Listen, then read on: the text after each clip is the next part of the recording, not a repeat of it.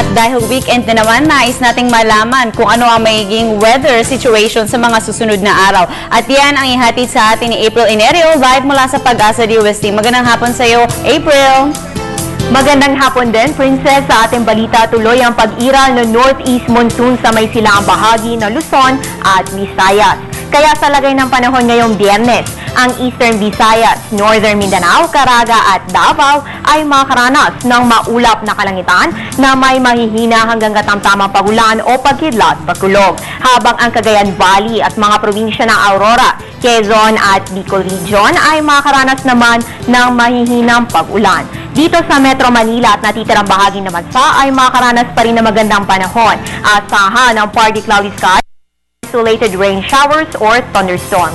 Ayon kay Pag-asa Weather Forecaster Alzar Aurelio, patuloy na iiral ang amihan bandang Luzon at Visayas hanggang sa weekend. Posible rin anya ang pagbabalik ng tail end of a cold front, pero hindi naman malaki ang magiging epekto nito sa bansa. Ang easterlies naman ay inaasahang makaka-apekto muli sa may bandang Visayas at Mindanao, particular na next week kung saan magdadala ito ng mainit na panahon. Dagdag pa niya, walang kahit anumang sama ng panahon na nagbabanta sa ating area of responsibility ngayon hanggang sa linggo. Samantala, inaasahan pa rin ang maalon na kondisyon sa ilang karagatan sa bansa, tulad ng sa northern seaboards ng Luzon.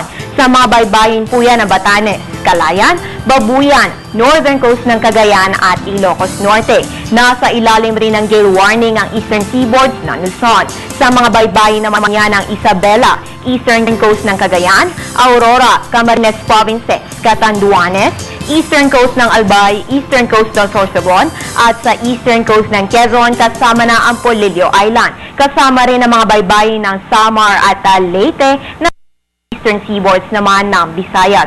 Kaya patuloy ang pag-aabiso ng Pag-asa na delikado ang paglalayag ng maliliit na sasakyang pandagat ngayong Biyernes.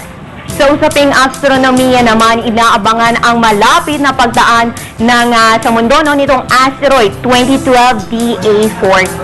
Ito po ay may laki na 40 meters or 131 feet o katumbas ng kalahating football field. Ayon sa National Aeronautics and Space Administration o NASA, wala naman tsansa ng kolisyon na naturang asteroid sa ating mundo. Inaasahan ang pinakamalapit na distansya sa Earth bandang 1:00 mamaya Philippine Time.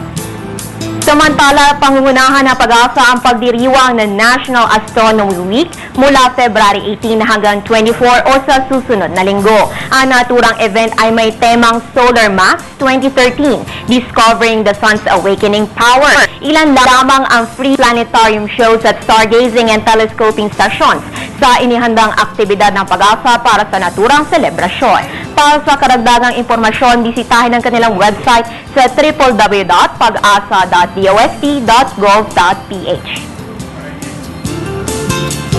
At yan ang pinakahuling balita mula dito sa Pag-asa. Para sa Telebisyon ng Bayan, April Enerio.